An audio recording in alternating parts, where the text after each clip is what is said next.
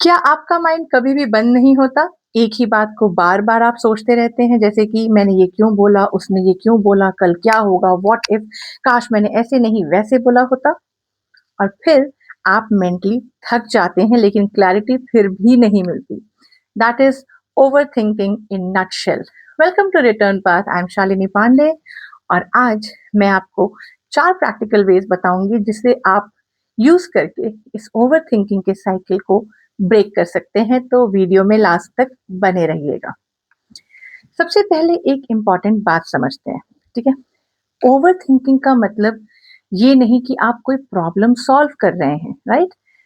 It means आप same thought loop में फंस गए हैं और जितना ज्यादा आप सोचते हैं ना, उतना ही एंजाइटी बढ़ती है because we do not reach to any conclusion.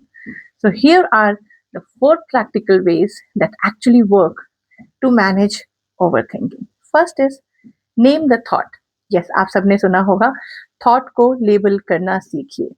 जब आप ओवरथिंक कर रहे होते हैं ना, तो आपको ये लगता है कि सारी प्रॉब्लम्स रियल हैं, सब कुछ रियल में हो रहा है. But try this.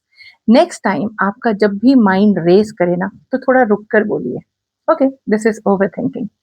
मुश्किल है पर कर सकते हैं. या फिर ये सिर्फ मेरा एंशियस माइंड है. इससे क्या होता है, आप थॉट से थोड़ा सा डिस्टेंस क्रिएट कर लेते हो. आप थॉट नहीं है, आप ये ऑब्जर्व कर पाते हो. And that's where the thought loses its power. Try it any day. You find yourself every time in the loop of overthinking. You try this and you'll realize कि आप pause कर सकते हैं अपने overthinking को.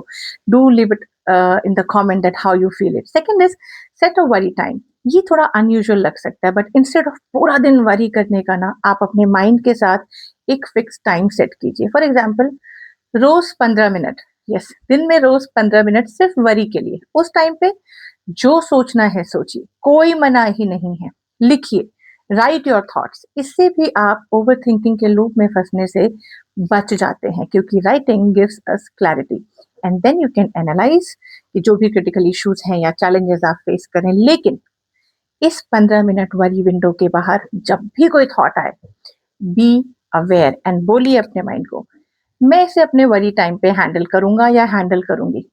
इससे क्या होगा, इससे आपका ब्रेन डिसिप्लिन सीखता है. Third point, shift from thinking to action. Overthinking का बिगेस्ट ट्रैप क्या है? जब हम थिंक करते हैं ना, it feels like a progress but it's not. आपको कॉन्शियसली अपना अटेंशन शिफ्ट करना पड़ेगा फ्रॉम मैं क्या सोच रही हूँ टू मैं क्या कर सकती हूँ. फॉर एग्जाम्पल, अगर आप ओवर थिंक कर रहे हैं किसी कॉन्वर्सेशन के बारे में, ask yourself, is there any action that I can take to solve this problem? अगर आंसर है नहीं, तो आपका काम है उस प्रॉब्लम को लेट गो करना. बट अगर आंसर है यस, तो एक स्मॉल स्टेप लीजिए और उस प्रॉब्लम को हैंडल कीजिए.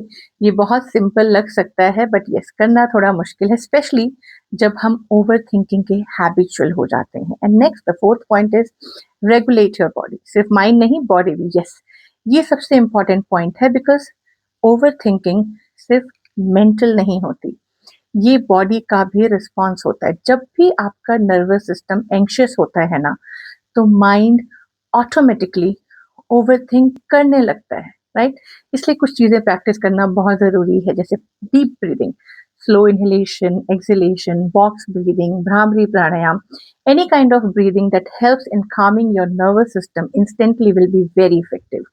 या फिर आप एक वॉक पर निकल जाइए और अपनी थिंकिंग प्रोसेस को थोड़ा शिफ्ट होने दीजिए. कई बार light body movements like jumping exercises, yoga, walking, dead hang, stretching, they will also help you to regulate your body. So in short, जब बॉडी काम होती है तो थॉट्स भी स्लो हो जाते हैं. अगर आपने नोटिस किया होगा ना, तो इन चारों पॉइंट्स का एक कॉमन फैक्टर है, that is awareness plus control. आप अपने थॉट्स को फोर्स से बंद नहीं कर सकते, इसको बिठा लीजिए, लेकिन आप उनके साथ अपना रिलेशनशिप चेंज कर सकते हैं. सो नेक्स्ट टाइम जब भी आप ओवर थिंकिंग के लूप में फंसे, तो प्लीज याद रखिए कि हर थॉट इम्पॉर्टेंट नहीं होता. हर थॉट पे रिएक्शन देना या रिएक्ट करना जरूरी नहीं होता. और क्लैरिटी ओवर थिंकिंग से नहीं, कामनेस से आती है।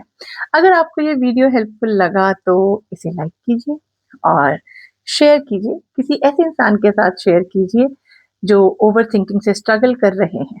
और I am sure if you take care of your mind, your body will also be good, क्योंकि जब माइंड काम होता है life automatically better feel hoti hai. I will see you in the next video. Do subscribe to my channel for more such insights and practical tools to handle the emotional chaos. Stay happy, be grateful.